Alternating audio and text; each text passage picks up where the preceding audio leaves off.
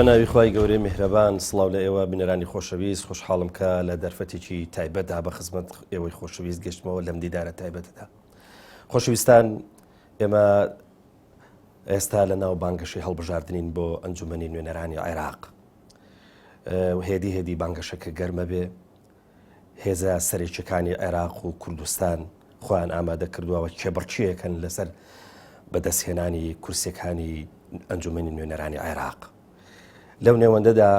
کۆمەڵی دادگەری کوردستانیش بە 5 کاندیدی تایبەت بەشداری کردووە. لێرە و لەوێ قسەی زۆر هەیە لەسەرەوەی کە کۆمەڵی دادگەری کوردستان چۆن ئاوە سەربەخۆ بەبێ هیچ تەحالوفێک بەبێ هیچ هاوپەیمانیەک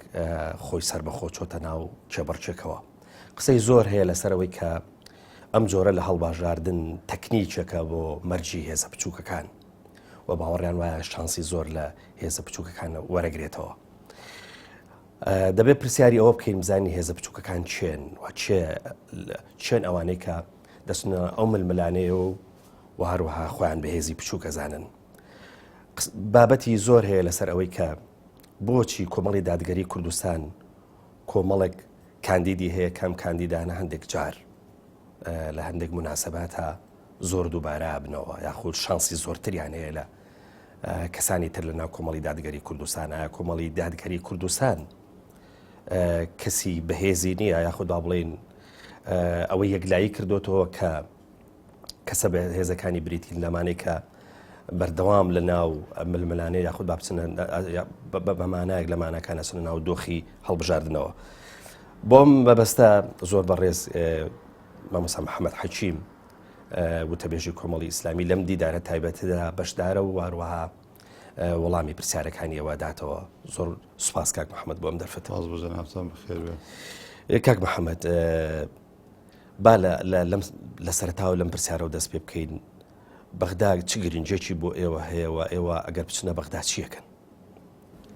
بسم الله الرحمن الرحیم. بخێر بێن کاک پەیوەند. ئەم هەڵبژاردنە بۆ خۆی گرنگی خۆی هەیە لەبەرەوە بە پێی یاسایەکی نوێ ئەنجامەدرێ. ئەم یاسایە 180 پلە جیاوازە لە یاساکان کە لە 2005ەوە لە عێراقا هەڵبژاردنەکرێ و پەیڕەو دەکرێ بڵێ هەمواری تێدا بووە، بەڵام خودی شێوازی یاساکە جیاوازیەکی زۆری هەیە و بەتایبەت بۆ ئێمەی کورد و لە هەرێمی کوردستان. تاکو ئێستا دوو جۆر هەڵبژاردنمان بینیوە یان دوو جۆر بازنەمان بینیوە. هەڵبژاردنێک کە عێراقێک باز نەبووە، دواتر عێراقەشدە باز نەبووە، واتار پارێزگای باز نەبووە، بازنەیەک بوو. بەڵام ئەم جارە بۆ خۆی خودی یاساکە گۆڕانکاری بەسەر داهاتوە. بەغدا بۆ هەموو هێزێکی سیاسی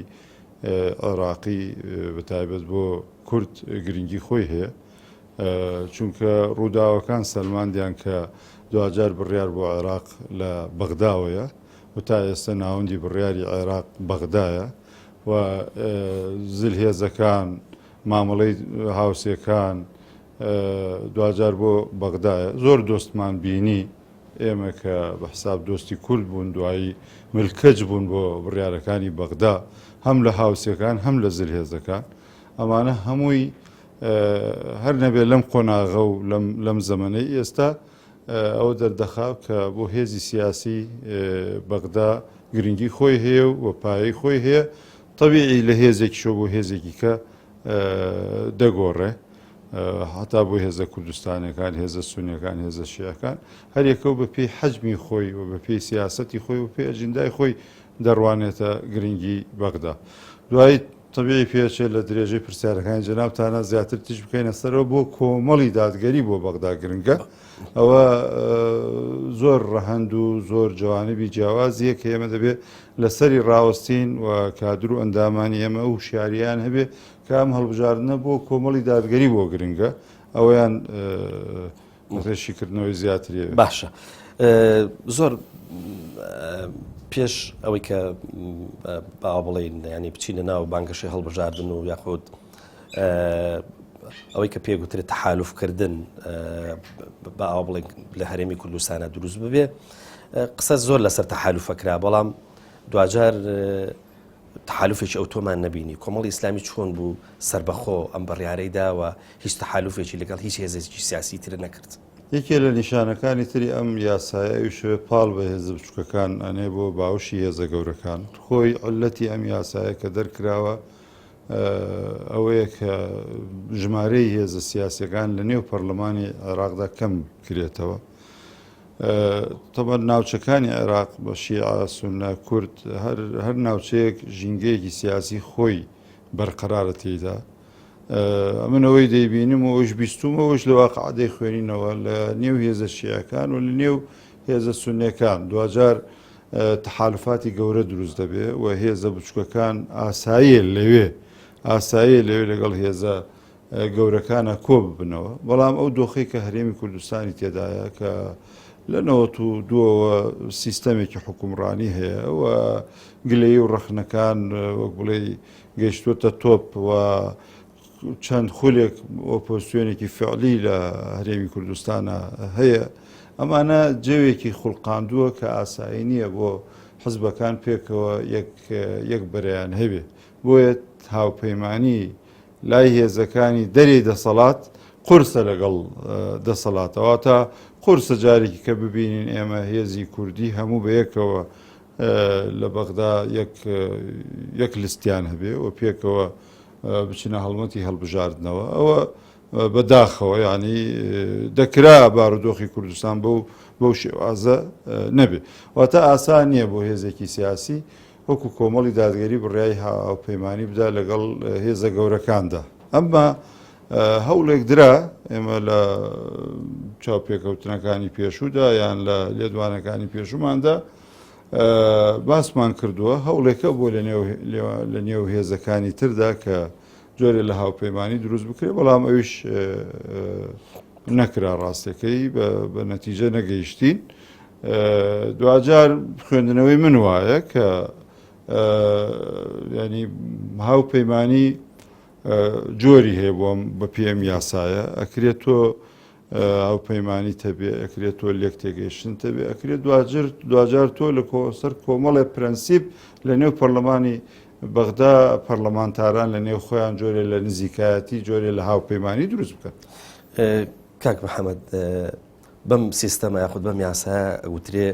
مەرجی هێزە بچووکەکان بەس بابزانین کۆمەڵی دادگەری کوردستان خۆی بە بچووکە زانێت. بچووک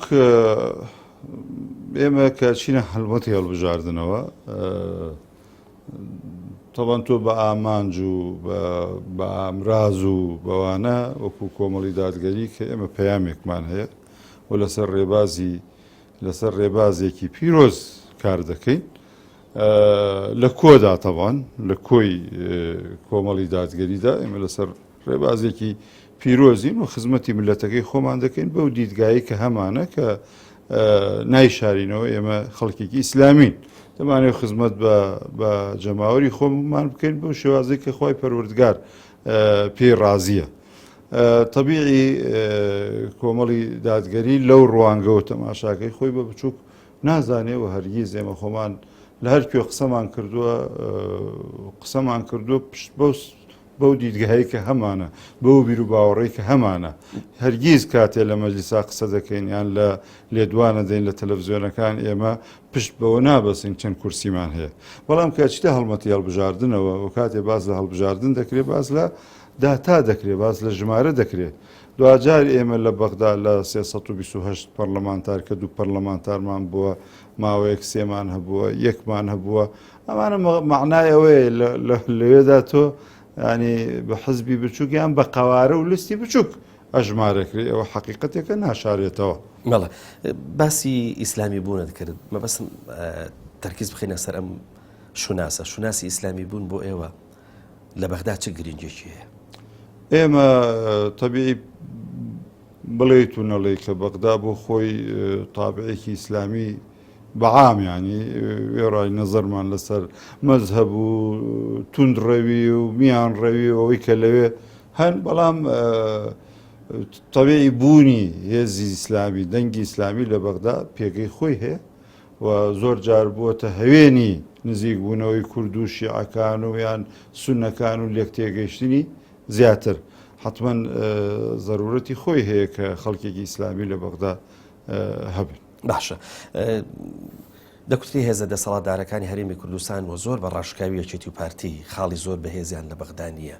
ئەو خاڵە بەهێزانی کە کۆمەڵی دادگەری هەیەی لە بەغدا چین؟ کورد دەبوو خاڵی بەهێزی هەیە بەڵام لە دەستی داوە وانە قۆناغ بە قۆناغ پێگەی کورد لە بەغدا لاواز بووە و دیارە ینی بە پێ ڕووداوانەی کە هاتنە پێش مەسەلەن شەڕی داعش و دوای شەڕی داعش پێش ڕیفراندوم و دوای ڕیفراندوم ئەوانە کۆمەڵ قۆناغێکن پێگەی کورد گۆڕانکاریان بەسەردا هاتووە لە نێو بەغدادا بۆ ئێمە لە ڕوانگەی خۆمانەوە وجودی خەڵکێکی دەرەی دەسەڵات لە نێو پەرلەمانی بەغدا بە گرنگ دەزانین. زۆر جار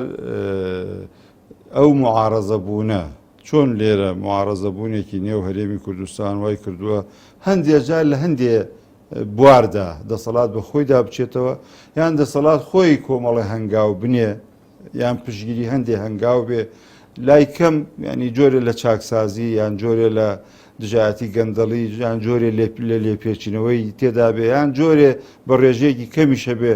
شەفافێت بەرقەرارکردنێکە بێ ئەوش لە پای ئەو دەنگە پۆزیسیۆنەیە کە هەیە لە بەغدا بە هەمان شێواز ئەگەر تەنها دەسەڵات واتە نوێنەرانی یەکێتی و پارتی لە بەغدا بن و هیچ نوێنەرایەتێکی تر نەبێ ئەو کات ئەو پرسانەی کە دێنە پێش داکۆکیکردن لێی یان لایەنێکی تر ئاوێنەیەک کە هەبێت کە ڕاستی ڕووداوەکان بۆ بگوازێتەوە بەداخەوە لایەنەکانی دەسەڵات زیاتر لەوێ ناڵێن هیچ نەکراوە بەڵام بە ڕێژە تەماشا بکەین ڕێژەیەکی زیاتری هەنگاوەکانیان بۆ بەدەستێنانی پلە و پایە و پۆست و امتیازاتی حزبی بووە و کەمتر وا بووە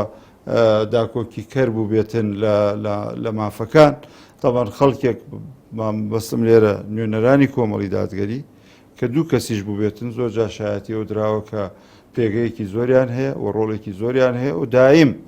لەکوێ مافی گەلی کورد و شایستەدارەکانی خەڵکی کوردستان لە بەغدا باسی لێو کرابێ و سنوور و مادەی ١40 و شایستەی چین و توێژەکان لەوانە مەسەلەن جوتیاران هەر کاتێ باسێکی وا کرابێ کە پەیوەست ببێ بە خەڵکی کوردستانەوە نوێنەرانی کۆمەڵی دادگەری داکۆکی کەر بوون و ئەمەیش حەقیقەتێکی لەوێ سەلماندووە کە بوونی فراکسیۆنێکی تر یان خەڵکێکی تر لە دەرەوەی نوێنەرانی هەردوو حزبی دەسەڵاتی هەرێمی کوردستان گرنگە و ئەهەمێتی خۆی هەیە. زۆر باشە. ئێوە چۆن سەیری کێشە کەڵەکە بۆکانی نێوان هەرێمی کوردستان و ناوەندەکەن یاخود بەغداکەن ئەو کێشە کەڵەکە بوانە هەمووی خەوشەکەی دەکەوێتەوە ملی هەرێمی کوردستان و سیاسەکانی هەرێمی کوردستان یاخود بەشێکی ئەگەڕێتەوە بۆ عێراقیش بەشێکی باشی بۆ عێراق دەگەڕێتەوە حقیقەت واقعەکە بەداخەوە ینی ئەوانەی کە ڕۆژێ لە ڕۆژان میوانی هەرێمی کوردستان بوون کە ئەچن لە بەغدا دەبنە دەسەڵات و حکومڕانیان دەکەوێتە دەست جۆرە لە گۆڕانکاری لە تێڕوانین و مەفهومیانە بەرامبەر بە کورد و قەوارەی هەرێمی کوردستان وانە دەگۆڕێ بەڵام هەندێ لەو گۆڕانکاریانش کە بەدی دەکرێت ئەو سیاسەتەی بەغدا پەیڕەوی دەکرێت بەرامبەر بە هەرێمی کوردستان حتمما هەندێکی بۆ کەم و کوردی کورد بە تایبەتەوانەی کە دەسەڵاتدارن و بڕیاریان لە هەرێمی کوردستان بەدەستە و زۆر جا بڕیارەکانی ئەوان وای کردووە کە ینی کە پێگەی کورد لەوێ بچووکتر ببێتەوە بەڵام خۆ هەموو کەس هەموو کوردیش دەبێ و حقیقەتە بزانێ وەفدێکی کوردی لە لایەنەکانی دەرەوەی دەسەڵات دوای ڕیفراندۆم کە چوونە بەغدا کۆمەڵێت دەستکەوتیان بۆ هەندێک ناوچەی کوردستانی هەبووە واتە زۆر جار داکۆکی کەریش داکۆکی کەر بوون و تا ئەو نوێنەرانەی کە لە دەرەوەی دەسەڵات دەگەنە بەغدا ئەوە هیچ گرنگی خۆی هەیە کە من ئەگەر پێویستی کەم بە پرسیاری پێشوتەوە مثلا ئێمە لە دوای ڕیفراندۆم کە چوونە بەغدا وەفدێک بووین لە چەند لایەنێکی سیاسی غیری یەکێتی و پارتی چوونەکەمان کۆمەڵە دەستکەوتی بە دوای خۆی داهێنا بە تایبەت ئەوەی کە بۆ ناوچەکانی دوو سوورمات و ئەوانم بەدەستمان هێنا کە کۆمەڵی سەرکردەی شیعەمان بینی کە بۆ هۆی ئەوەی کە ئەو ئاوارانە بگەڕێنەوە جێی خۆیان و جۆرێ لە ئەمنیەت و ئەمان بۆ دانیشتوان کوردەکانی ئەوێ بەرقەرار ببێ بپێ ئەو بڕیارانەی کە لەوێ دران لەلایەن ئەو لایەنانەوە. بۆیە بە حەقیقەت ینی ئەوەی کە لە بەغدا ئەگەر لاوازیە بەرامبەر بە یان پێگەی کورد لاواز بووە دووسەرەیە بەڕێی من کە هەم دەسەڵاتی کوردی مەسەلەن دۆسیەکانی خراپ جوڵاندووە یان هەندێک دۆسیە گرنگی نەتەوەیی ئیهمال کردووە داکۆکی لێ نەکردووە لە بەرامبەردا ئەو جۆرە لە شۆڤینەتی ناوەنەی چی ناوەنەی کە بەرامبەر کورد لە نێو دەسەڵاتدارانی شیعە و هەندێک جار سونەکانیشێ بەرامبەر بە کورد. لێرەدا ئێمە تەبیعی وەکو کۆمەڵی دادگەری ئەو بەڵێنە دەین و حەز دەکەین لەوێ کورد ئەو ێگاتە هەر لایەنێک ئەندام پەرلەمانەکان ئەکرێ لەسەر هەندێ مەبادێ ڕێککەون یەکدەنگ بن و خۆشببختانە و یەکدەنگێش زۆر جار بەدی کراوە بەڕاستی ینی زۆر جار وێ ڕای جیاوازەکان لەسەر هەندێک لە پرسەکان کورد یەکدەنگ بوون لە بەغدا بە یەکەوە دەرچوون پەرلەمانیان جێشتووە ئەوە شتێکی چاکە ئەنی ئێستش کە ئەڕێنەوە لە ئایندە دەبێ وا بێ کە لەسەر هەندێک مەبادێ کە مەبادی نەتەوەیمانە و خزمەتی خەڵکی کوردستان دەکا ئێمە هەوڵ بدەین وێ ڕای جیاوازەکانی ترمان لە بەغدا بەیەکەوە یەکدەنگ بیت. کاک محەممەد گەر سەیرەکەیت ئەوەنەی کە جموجوڵەکان یاخود با بڵێن چالاکیەکان لە چوارچێوەی جموجوڵی سیاسیا کۆ بێتەوە ئەوەنە تەکیدکردنەوە نییە لەسەر کۆمەڵێک دەستکەوتی با بڵێن لە چوارچێوەی دەستورە واتە ئەگەر ئەم تعبیرە ڕاست بێ کورد ئەوەندەی کە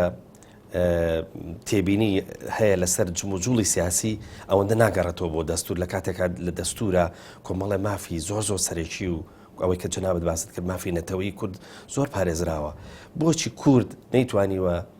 لەم ڕێگایەوە واتە با بڵێن لە ڕێگای دەستورەوە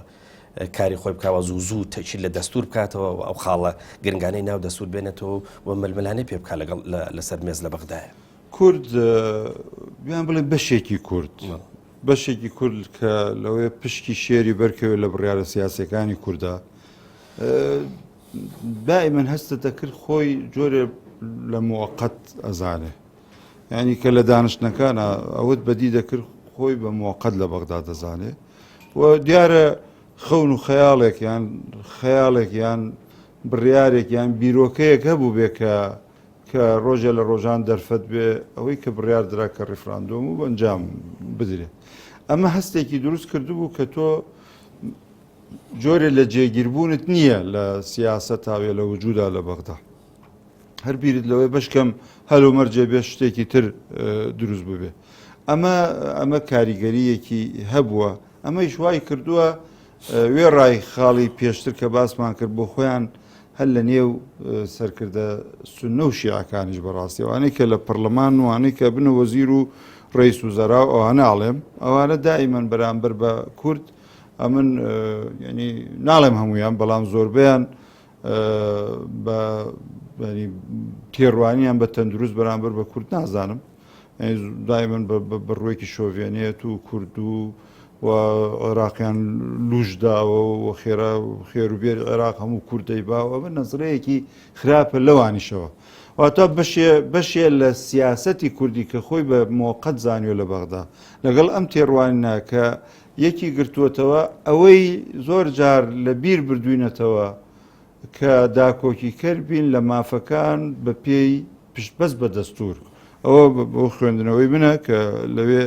ئاوا بووە ئیجا ئەو دەستوری عێراقیش جۆرێ لە قەلەقی تێدایە خۆک دەزانی لژنەی بۆ دروست کراوە بۆ هەموارکردنی و مەسەلەن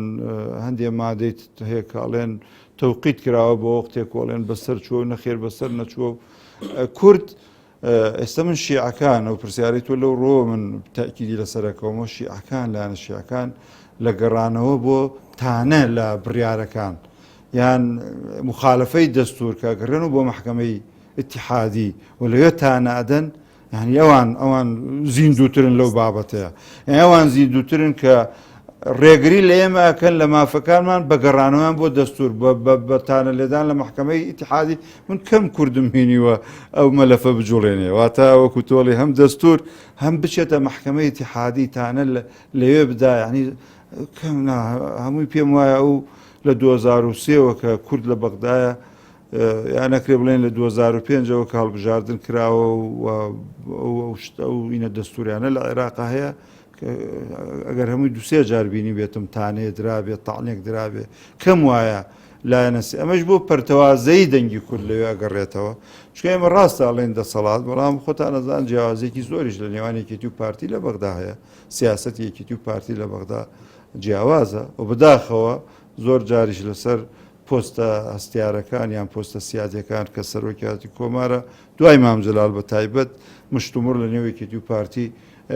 دروست بووە بە تایبەت لەم حاڵەتەی ئەخیرا باس لەوە دەکرێت کە ینی پارە هەڵڕێژراوە بۆی ئەمواز لە مافەکەی خۆی بێنێ کە بە مافیە زانێ ئەو پارەی داوە ئەم وەفت چوون فشاریان کردووە واتە یەکێتی و پارتی ئەم ئەخیر جار شاراوانیە سیراعەکی زۆر لە بینیانە هەبووە کە سەرۆکاتی کۆمار بوو کامیان بێ و لەم سیراعەیە ئێران ڕۆڵی بینووە و ئەمریکا ڕۆڵی بینیوە و دوجار پێشم وایە ئەم جارە نازانم ئەگەر یعنی سیاسەتی نوێی یەکێتی و جۆرە لە تەفاومی لەگەڵ پارتیە ئەم پرسە پێشتر لە بینی خۆیانە ببڕنەوە ئەگەر سەرۆکاتی کۆماری داهاتوو ینی ئەگەر وانە بێ وانەکەن پێشتر لە بینی خۆیانە جۆرە لە ڕێککەوتن نەکەن ئەم جارش لە بەغدا پێم وایە جۆرە لە ململانەی تند دروست دەبێت لە نێوان دوو حزبەت. کاک محەممەد هەر لەسەر ئەو پرسیارە ئەمێنمەوە چکە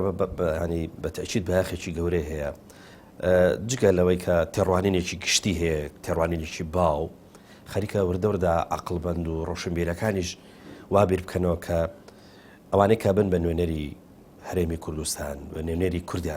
کورد بە شێوەیەکی گشتی و بە تایبەتی ئەوانێک پیانە گوتری هێزی دەستڕۆشت و هێزی دەسەڵاتدار لە هەرێمی کوردستان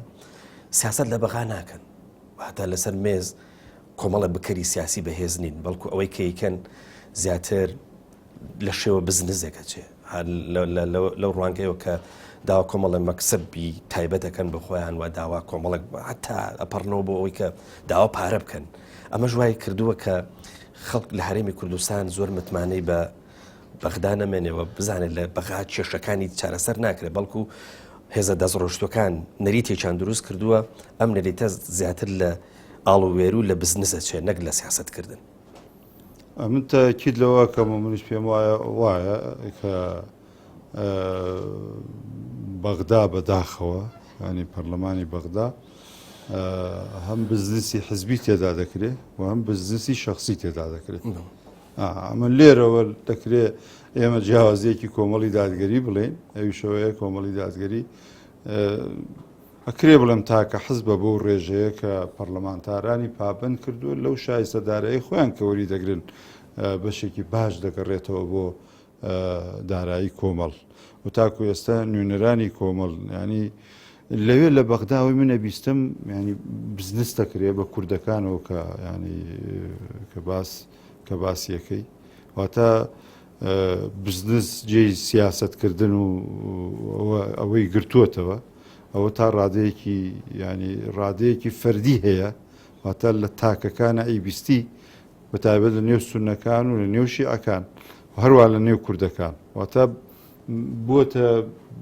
چوون و گەیشتن بە پەرلەمانی بەغدا بووەتە کە وەسیلەیەکی خۆدەوڵەمەندکردنیەکی خێرا خۆدەوڵەمەندیە خێرا گەرچی بۆ خۆیان خودی موچەکەیش موچەیەکی زەبەلاحە بەڵام من تاکیدی پرسیارەکە دەکەمەوەتە پشتیوانم وایە بەڵام دەکرێت لێرە جیاوازیەکی کۆمەڵی دادگەری بڵێم ئەوی شەوەیە کۆمەڵی دادگەری کۆی پەرلەمانتارانی لە 2005ەوە بە بەغدای و بە کوردستان و بەوە کۆمەڵی دادگەری ئەکرێ شایەتی بۆ 190 خەڵکەکەی بدەم کە پابەندی ئەو بڕیارە داراییە کە کۆمەڵ ڕێژەیەکی زۆر لە موچەکانی خۆیان ئەگێڕێتەوە بۆ دارایی و پابند بوون بە تایبەت ئەم 5 کەسە کە ئێستا پاڵێوراون ئەکرێ بڵێن 3 کەسیان چکە پێشتر پەرلەمانتار و وەزیر بوون چکە دوو خوشکەمان بڵێن تازەن وە نییە ینی نوێن وەکو ئەگەر ئینشاڵڵا بگەناوە پێشتر پەرلەمانتار نەبوون ئەو سێ کەسە کە لە لیستی پاڵەوراوانی ئێمە هەن ئێمە شایەتی وان بۆ دەین کە پابند بوون بەو بڕیارە دارایانەوە کە کۆمەڵی دادگەری داوێتی و ماگانە پشکی کۆمەڵیان لە موچە شخصیەکەی خۆیان تەسلیم کردووە. ئەمە من زۆر جار لە چاو پێکەوتونەکان تاکیری لەسەرەکەمەوە کاک پەیوەندیەوە شتێکی گرنگە بڵێ من نەزانم لە نێو قاعیدەی ئێمەش جۆرێ لە نیگەرانی هەیە ئەوە حەقیقەتە بەڵام ئەمەش دەبێت بەراوردکەی بەلایەنەکانی تر من دەرەوە ئەوەندەی خەڵکم بینیوە حتا لە پەرلەمانتاران یان یەک دوو کۆنگرە بەشدار بوون پەرلەمانتارە ئیسلامیەکانی هەموو وڵاتان بەشدار بوون هەندێک جار باس و خوا ساتووە و گفتوگۆ کراوە و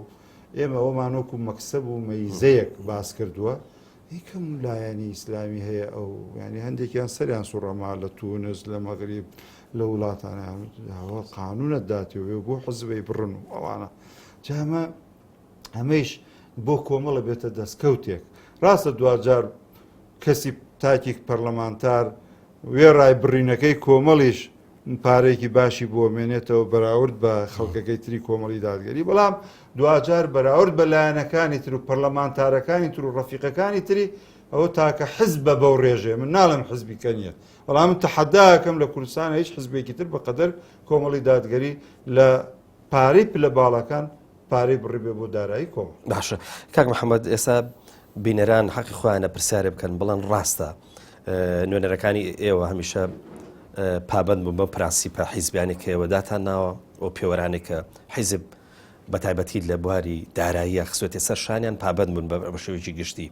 بەڵام پرسیارەکەەوەی ئایا نوێنەرەکانی ئێوە بە تایبەتی ئەوەی کە پەیوەستە بێتەوە بە بەغدا سوودیان بۆ خەڵک چییە ئەمە گرنگە سوود جاوان کرۆکی سیاسەتی کۆمەڵی دادگەری بەرژەوەندی تاکی کوردە و مافی خەڵکی کورد بەڕاستی من بۆ هەر کەسێک لە لەوانەی ئێمە لەم سیاسەتە لابدا پێم وایە کۆمەڵی دادگەری ئەو کات ئەوە بەیانەکە بۆ خەڵکی کوردستان و ئێمە خەڵکێکین بە کۆمەڵ و بە دەنگدەر و بە پاڵێوراوەکانمانەوە دەبێت پێش هەموو شەجارێ لەم پرۆسەی نیەتی خۆمان پاکەینەوە دەبێت بە خۆمان بچینەوە ئێمە بۆ چێچین بۆ بەغدا ئێمە بۆچی هەڵمەتی هەڵبژارت نەکەین و ئێمە بۆچی دەنگەدەین ئەوە زۆر گرنگە بەڕاستی ئێمە خەڵکێکی ئیسلامی و دەبێت هەموو هەنگاوێکمان بۆ بەدەستەنانی ڕەزامەندی خوای پەروەردگار بێ و چوونی بەغای ئێمەش دەبێت هەر لەو سیاقە بێ کاچینە بەغدا دەبێت دیفاع لە دینەکەمان بکەین و دیفاع لە مافی خەڵکە مەزلوم و ستەم لێکراوەکە بکەین ئەی باشە ئەو پەرلەمانتارانی ئێمە بۆ دەرەکرێن لە ینی بۆ حکومە بۆ دادگایان لێدەگیرێ و پەرلەمانتارانی ئێمە بۆ بەسەلەن ژیانیان نەکەوێتە مەترسیەوە من ئاگام لە هەندێکیانە کە ژیانیان لە مەترسیایە ئەی باشە ئەو هەموو هێزە ئەلکترۆنیە کە ناسراوە بە سۆشیال میدیای سێبەر ئەو هەموو هێڕشە بووە کاتە سەریان ئەکاتە سەر سەرکردەکانی کۆمەڵی دادگەری باشە بۆ لە پەرلەمانتاری ئێمە لە کوردستان حەسانە هەڵەگیرێ بۆی دەستگیر بکرێت دوایی قاقەوزی بۆ کرێ و دوایش من عکرێت کە سەفەر بکە و لە نابێ هیچ سەفەر بۆ دەرەوە بکە و ناوێدرێ بۆ گرت ئەوانە لە پای چی لە پای چی خۆ پەرلەمانتاری ئێمە گەربیە ئەویش وەکو خەڵکی تر بژی و ئەویش ینی هیچ کێشەیەکی نەبێ و لەگەڵ کەس گرفتی نەبێ خۆتوانێ بێدەنگ 326 پەرلەمانتارەیە سەتی لەوەی باوەڕ نەتبینی بێ قسەیان کردوێەوە نییە ئەی بۆ وانە ئێمە لە کوردستان لە بەغدای بینی بۆ کە هێنەوە کوردستان لیانە خوێنرێ بۆ بەسەرەن جاروایە ئەم حزب لێ خوێنە ئەو حزب لێ خوێنە هەیە هەردوو حزب لێ خوێنە لە کوردستانە لەسەر چییە لەسەر ئەو داکوکرێ لە مافی خەڵک تەبیعی ئێمە وەکو لایەنێکی ئیسلامی کاتێکە ئەمر بە چاکەکەین و نەهی لە خراپەکەین ئەوشمان پێوتراوە کە بێ هەردووگی بە چاکە بکەین وانە حتمما دەبێت ئەویش بە ئوسلوبی خۆی بە شێوازی خۆی بە شێوازی ئیسلامی بە شێوازی جوان ئێمە داکۆکی لە چاکەکان بکەین و نەهی لە خراپەکان بکەین لە بەغدا بەڵام دوجار ئەوەی من چەند خولێکە لە ئەنجومەنی سیاسیم بە تایبەت لەم خولانەی دوایە کە کۆمەڵ چووە ڕیزی ئۆپۆزیسیۆنەوە لە 2000 بڵێن نۆەوە کە چووەتە ڕیزی ئۆپۆزیسیۆنەوە یەک خەتماندار شتووە ئەو شەوەیە دەبێت نوێنەری ئێمە مافی خەڵک و تاکی کورد لەکوێ بێ ئەوش لێوێ بێ. هیوادارم کاتەکەم بەشی ئەو چەند پرسیارەی تر بکە. کاک محەممەد 5 کاندید هەیە بۆ ئەنجومەنی نوێنەرانی عێراق لەلایەن کۆمەڵی دادگەری کوردستانەوە، بەڵام سیان لەوانن کە چانسیان دووبارەیە. ئێوە حکمت لە دووبارەکردنەوەی ئەو کاندیداتان چییە؟ کاک پێم بە کورتی ئێمە وامان ڕوانێتە یاسایە من ئەندێش باسم کردووە وەکو بڵێ پەتی سێدارەدانە بۆ حزب بچووکەکان ئەو بچووکەی کە تاریفمان کردوانە چووکە من کە لە هەر شوێنێ بم بەرامبرم ئەمریکا زلهێز نییە خۆم بە بچووک نازان بەرامبەر ئەو بە بچووکە زانم ئەوە بەس کە باسی ژمارەکەی 2000 حکۆمەڵ 7 پەرلەمانتاری لە 111 هەیە بتر بە تەزویرێ بەچی ئێستا واقع 7 هەیە وانە ئەمە هەموو جارڵێن واقع نییە بەڵام 2007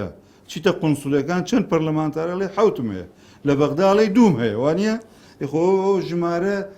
قسەیەکی کەیە لەبەرەوە کاک پەیوەند ئێمە هاتین بۆ هەڵبژاردنە دووسێ بۆ بڵێ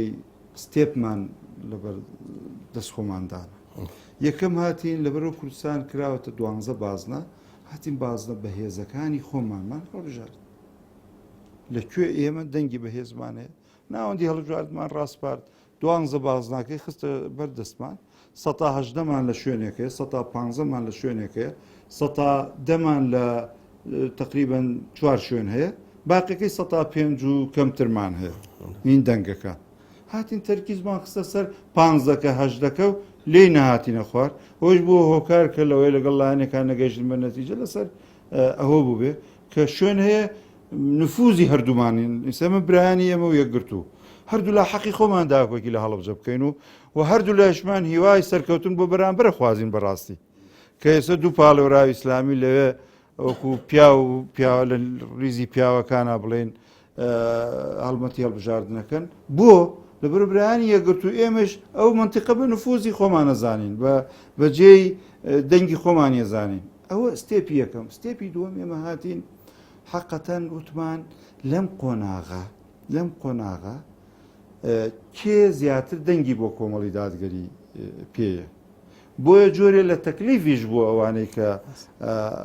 هەڵبژێرراونەتەوە ئێستا و دیاری کراونەتەوە وانە ئەنی ئەگەر حوسن و ئیرادەی خۆیان بوو بێ و نیشیان شاردوێتەوە کە حەزیان لێ نەکردووە ئەنی کە قسەمان لەگەڵ کردوون تەکلیفمان لێ کردوون بۆیە جۆرێ لە تەکلیف بووە کە ئەو دووبارەی تۆ باسی دووبارەکانەکەی وانێ باسی خوشکەکان نییە وانە ئەگەر ناوانی شار حەزب تەکلیفی لێ کردوون تم بۆی قسەکەم دوایی ئینی لێ دروست نەبێت لەبەرەوە ئەمە ستێپی دووەم بووە ئەمە اجتیهادێکی ئێمە بووە کە وامان بە باش زانیوە هەستمان کردووە جۆرێ لە جەماوەر بوون لەبەر چیەویش ئەویش لەبەرچی ئەم حەقیقەتە دەبێت بووترێ و خۆشیان بیزانن لەبەرەوە کۆمەڵ دەرفەتی پێداون ببنە نوێنەری کۆمەڵ بۆ جۆرێ لە جەماوەربوونیان بۆ دروست بووە خۆشیان ئەهلێتێکیان تێدایە چکە خەڵکێکی تریش لە کۆمەڵا زۆرەکە ئەهلێتیەیە لەوەیە داهاتوو دەرفەتی بیتێ و کۆمان سەرکەوتو بووبێ هەموو قۆناغێک چکەمە قسەکەم دووسەرەیە هەموو قۆناغێک کە خەڵکێک خەیتە شوێنی ئەڵێ دایترەوە بەدیلی نییە نا بەدیل هەیە بەس لەم قۆناغە و جۆری یاساکە قیادەی کۆمەڵ وای بە باش زانیوە کە ڕوو تەکلیف بنێتەوە ئەو سێ برایە و مێدی سەرکەوتنیشان بۆ خوازین طبعاً ستێپی تریشمان دوای ئەوە بەکارێناوە تا ئێمە بە دیراسەوە ئەم هەنگاوەمان ناوە و اجتیهادمان کردووە و داوای تەوفیقیش لە خوای پەروەردگارەکەین. کاک محەممەد بە شێوەیەکی گشتی خەڵک پشت سار بۆتەوە لە مەسەلەی دەنگدان و بەشداریکردن لە هەڵبژاردن و چوونە سەر سندوقەکانی دەنگدان باش ئێوە بۆ گەرمکردنەوە و بۆ جۆش و خۆشی ئەندام و کادیر و لایەنگرانی کۆمەڵی ئیسلامی چیتان کردووە بۆی کە بە جۆش و خۆشێکی باشەوە بەشداری بکەن؟ کاک پێم من لێرە پەیامێکم هەیە بەڕاستی یەکەم کە خەڵکی ئیسلامی ناچێ بۆ دەنگدان بۆ ناچێ پێی وایە دەسەڵات لاوازە بێ بەهێزترە چکە ئەو بە تەزویریش بێ پڕێکاتەوە ئەو تا نەی پێکاتەوە تەبیعی لە نوێنەرانی ئێستامان بەدگومانن ساردن وە نییە ئەوەیە کە باسم کرد ئەمانەی بە تایبەت کە ئێستا ئەچن ئەو سیانەی کە پێشتر تەجروبەمان لەگەڵ هەن و ئەم دوو خوشکەیشمان پابندیان دەربڕیەوە کە پابندی هەموو بڕیارێکی سیاسی و دارایی کۆمەڵی دادگەری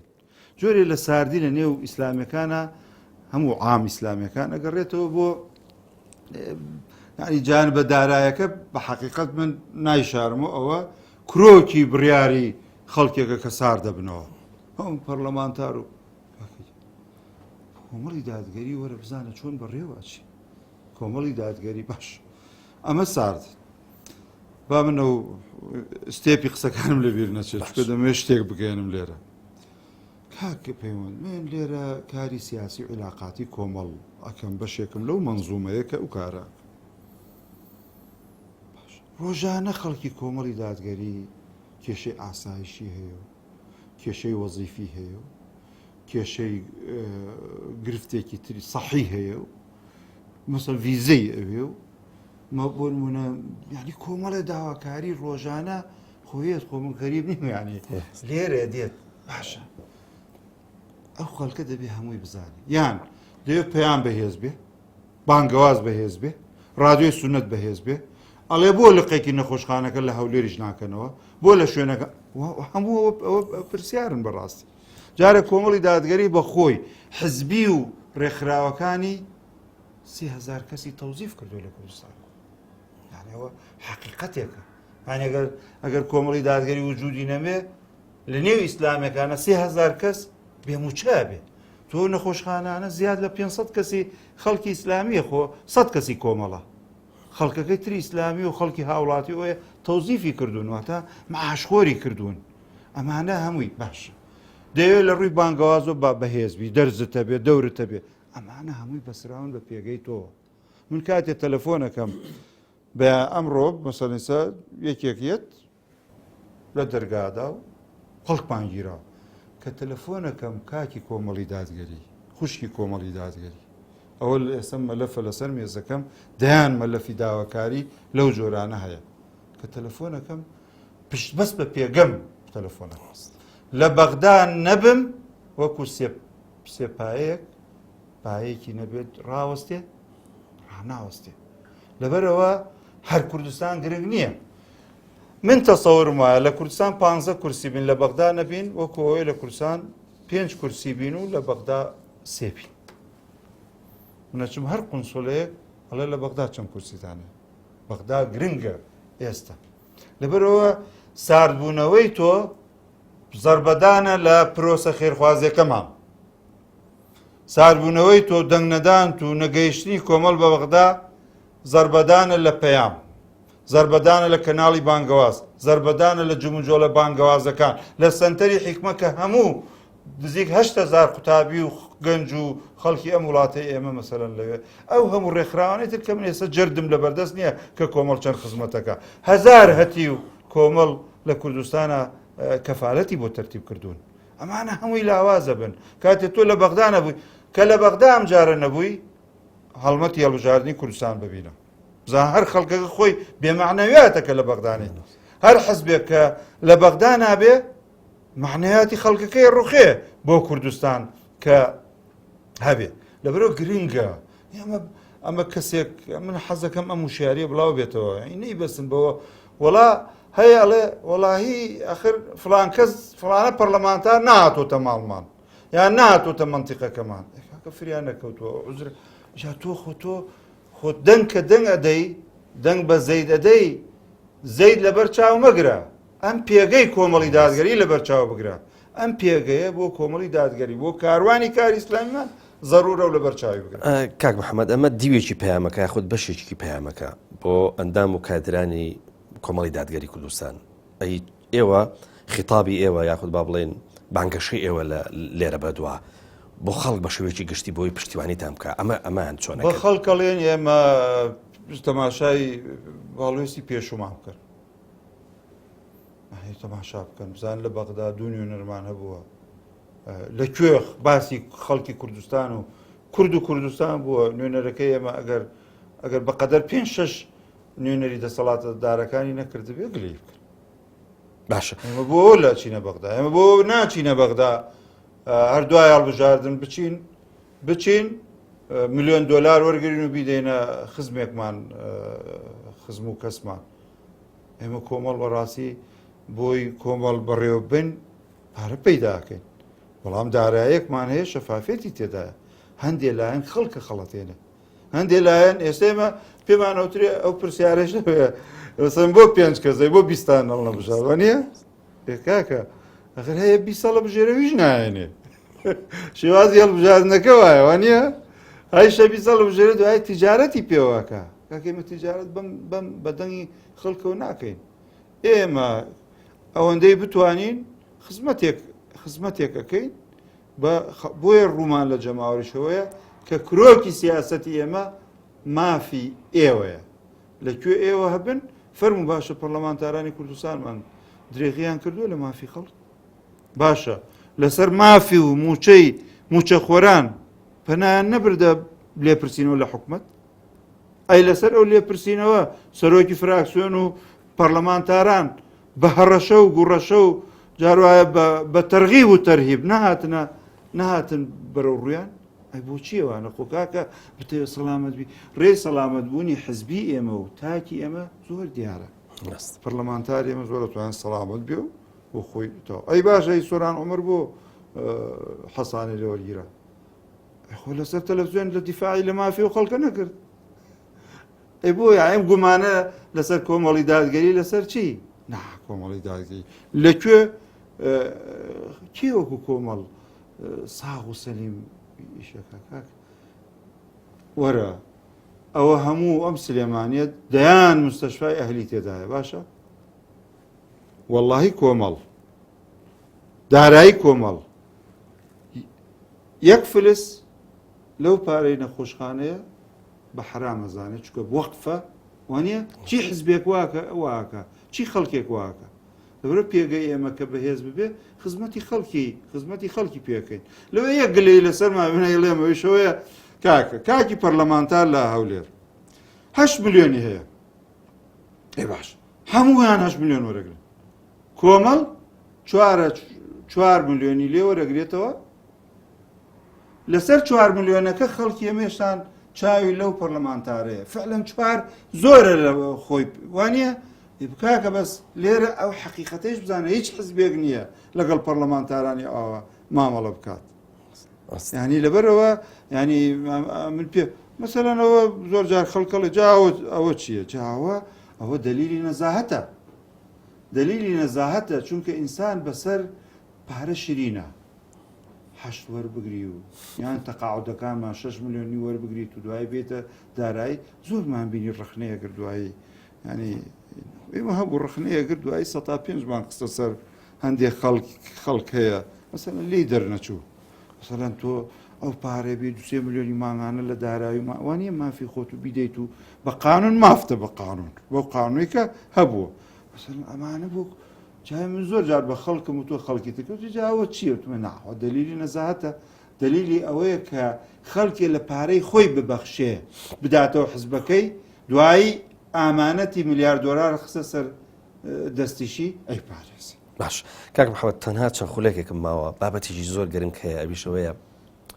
ئێوە وەکو کۆمەڵی دادگەری کوردستان یەکێکن لە هێزە سەرێکیەکانی کوردستان و فعلەن وەکو ئاستی پەرلەمانتار و ئاستی بەشداری لە پەرلەمان و ئەوانە تەماشا ناکرێن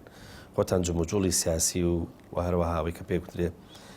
ئاستی سیاسیتان فراوانترە لەوە لە داهاتووە قسە لەسەر پێگەی سەر کۆماریشە کرێ ئێوە قسەیەکتان هەیە لەسەر پێگەی سەر